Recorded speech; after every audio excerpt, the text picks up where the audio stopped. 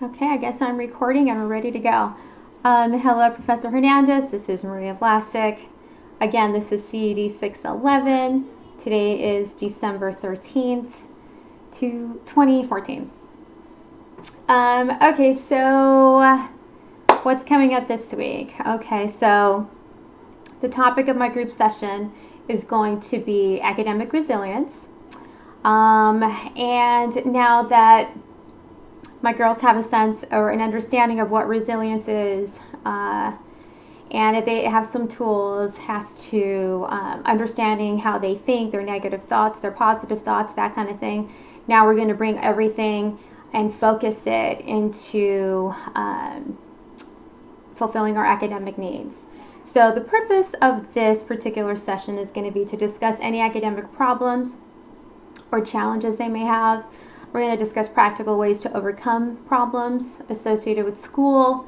We're going to get students to follow a growth mindset, hopefully, when it comes to academics, okay? In reference to the ASCA standard model, this just aligns with their personal social development. Again, it's just getting them to understand the role of resilience in their life, and how they respond and how they can respond to life's challenges, and hopefully they adopt some positive strategies there.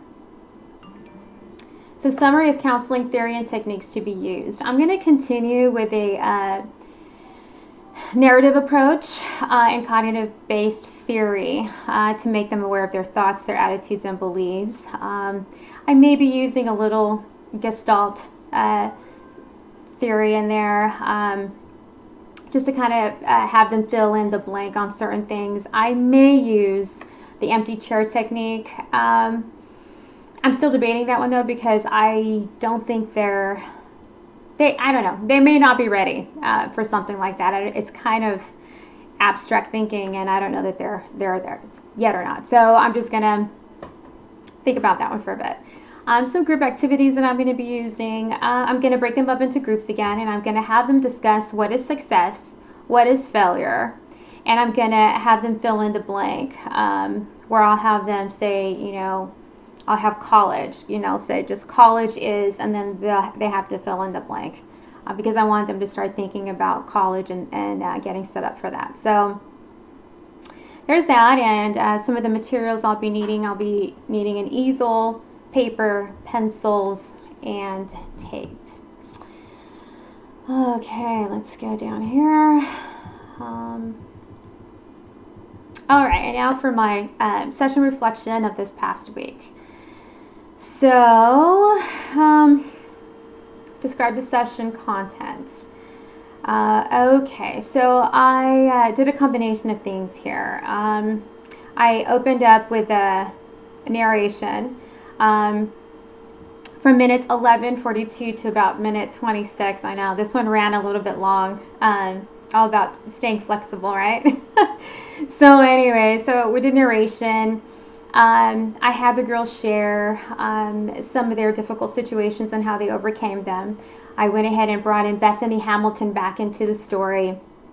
We focused this time, on our last session, we focused on like some of the negative things, and this time we really focused on positive aspects of her going through this tough situation, losing her arm, losing, she thought she was losing her dream, so to speak, and how everything she knew was challenged. So the main message that I wanted the girls to take away was that you have to take action. We discussed some of the things that Bethany Hamilton went through to get back on top and to become a champ again. And basically, she dug into her faith. She leaned on friends and family. She made accommodations to her surfboard. And in essence, she had to relearn how to surf. And she had to practice. And she never gave up. So that was the main thing that I wanted them to take away from this. In the middle of it, I had them do an activity from minutes 27 to minutes 33. I know, it took a little long. And here you can see the use of cognitive behavior therapy. Basically, this is to keep them or to promote self-awareness, self-responsibility, and self-assertiveness on their part. I used a third-party approach. I gave them a scenario of a girl who had learning disabilities, and she just felt really bad about herself. You know, she was even teased. She had a hard time in school in general, and she just felt inadequate. So I broke up the group into two, and I had a mean girl group and a kind girl group, and within their groups they came up with things that a mean girl would say and that a kind girl would say, and then we posted these answers on the easel.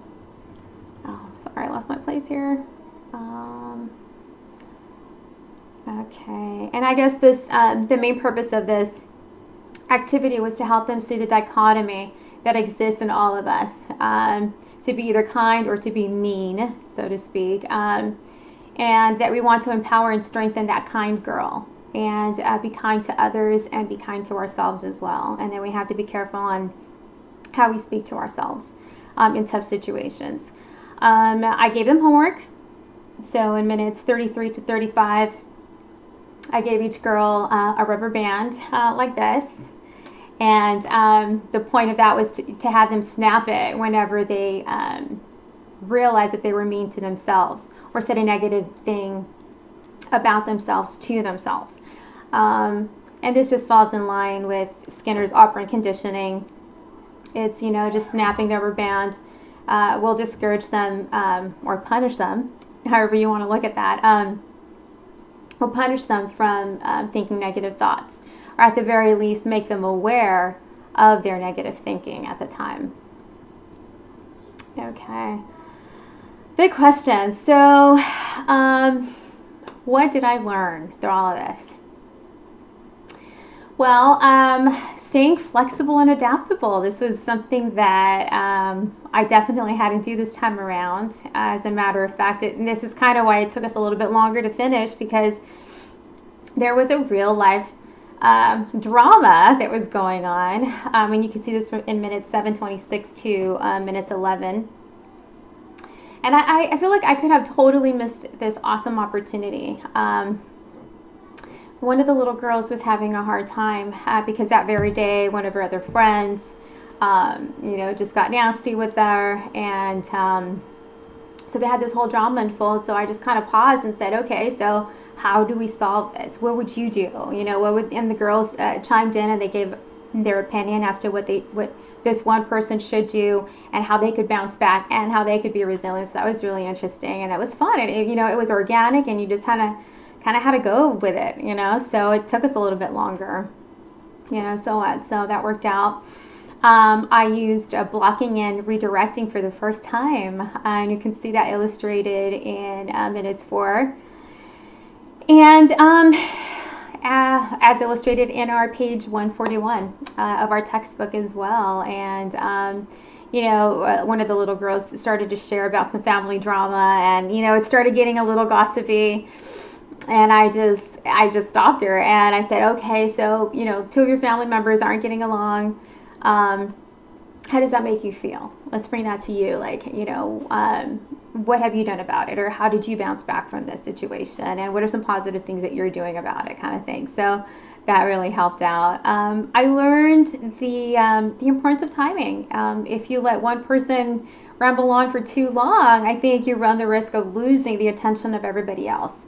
So that was kind of important. So, just good judgment and good timing it is something that I don't think the book really talked about, but you have to kind of call it and be smart about it as well. So I also had to summarize, as illustrated in our textbook on page 141, summarize their thoughts and, because they can go on and on and on. So to summarize their thoughts and then bring them back into, your topic and what you're trying to accomplish within the group. So overall, I had a great time. I have a wonderful group of girls. They're awesome. They're just all so smart. They blow me away. They're just full of life, and it's just been really, really fun. So that's all I have for now. And we'll see you next week. Thanks.